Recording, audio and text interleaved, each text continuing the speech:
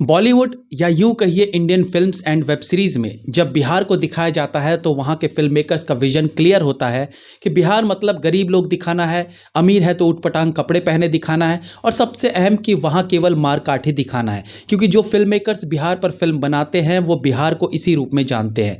इसी प्रकार से गुजराती लोगों को दिखाना हो तो मतलब बिजनेसमैन टाइप्स, दिल्ली वाला दिखाना हो तो उस कैरेक्टर के साथ गाली गलौज जोड़ दिया जाता है। और हर राज्य के लिए जो फिल्म मेकर्स ये परसेप्शन बनाते हैं वो न्यूज़ चैनल्स पर या टीवी पर दिखाए जाने वाले प्रोग्राम्स को माइंड में रखकर बनाते हैं, जबकि न्यूज़ चैनल की एक घटना से आप पूरे राज्य के लोगों, वहां के रहन सहन पर आकलन नहीं कर सकते। बट जब हिंदी सिनेमा में पंजाब को दिखाने की बात आती है तो फिल्मी खेमा भी दो भागों में बंट जाता है।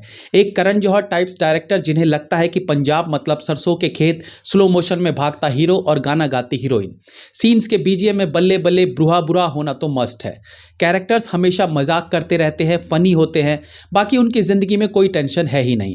लेकिन बॉलीवुड का दूसरा खेमा रियलिस्टिक सिनेमा बनाने के लिए जाना जाता है। वो पंजाब को ड्रग्स, हथियार और वहां के लोगों का कनाडा कनेक्शन दिखाने में ज्यादा इंटरेस्टेड रहते हैं। ऐसा ही कुछ देखने को मिलता है Randeep Hooda starring web series Cat में, जिस पर आज की चर्चा रहेगी। वेब सीरीज का नाम कैट है, जिसका अर्थ आप मुखबिर कह सकते हैं। As a teenager Gurnam अपने माता पिता की हत्या हो जाने के बाद अपने चाचा को इसका जिम्मेदार मानता है और उसकी हत्या कर देता है।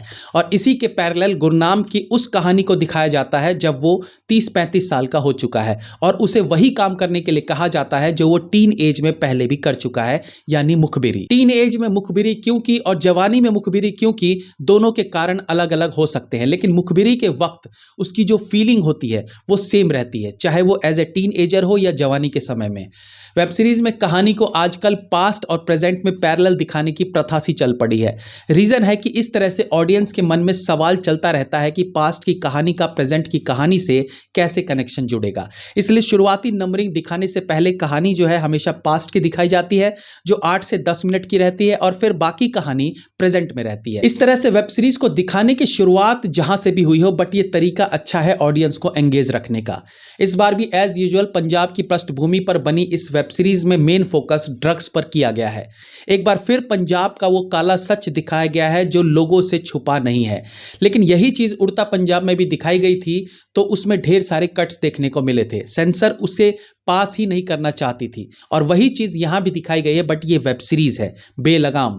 और दूसरा कि ये सारी कहानी 2007 की है, तो प्रेजेंट में किसी को क्या प्रॉब्लम हो सकती है।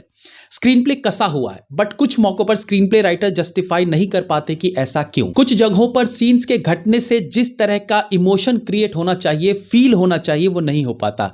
एज ए मुखबिर या कैट मेंबर रणदीप हुड्डा के कैरेक्टर से जिस तरह दर्शकों का रिलेशन बनना चाहिए वो पनप नहीं पाता। ऑफ कोर्स फिल्म को अलग तरीके से दिखाने के चक्कर में आजकल फिल्म मेकर्स कुछ ऐसा दिखा जाते हैं जो नया है बट इफेक्टिव नहीं है। रणदीप हुड्डा का कैरेक्टर एक सच्चे, मेहनती, ईमानदार इंसान का था, बट एज ए मुखबिर वो बहुत तेजी से अपने कैरेक्टर में चेंज ले आता है। एंड आई गेस इस चेंज को लाने में थोड़ा और समय लिया जाना चाहिए, बट स्टिल मैक्सिमम मौकों पर स्क्रीन प्ले की कसावट आपको वेब सीरीज से बांधने में कामयाब रहेगी।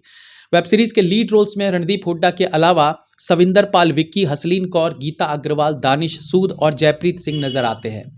बहुत साल पहले एक डिजास्टर फिल्म आई थी देशद्रोही, जिसके लीड रोल में थे के। उस फिल्म में वो वैसे तो एक सीधे साधे इंसान का रोल प्ले करते हैं, लेकिन मुंबई की सड़कों पर वो जाते और एक मर्डर करके घर लौट आते तो रोते दहाड़ते कि हे भगवान ये मैंने क्या कर दिया, खूब पश्चाताप करते। नेक्स्ट सीन में फिर बाहर निकलकर किसी को मार देता, वापस घर आते फिर कहते हे भगवान ये मैंने क्या कर दिया, ये मैं क्या बन गया हूं एंड ऑल।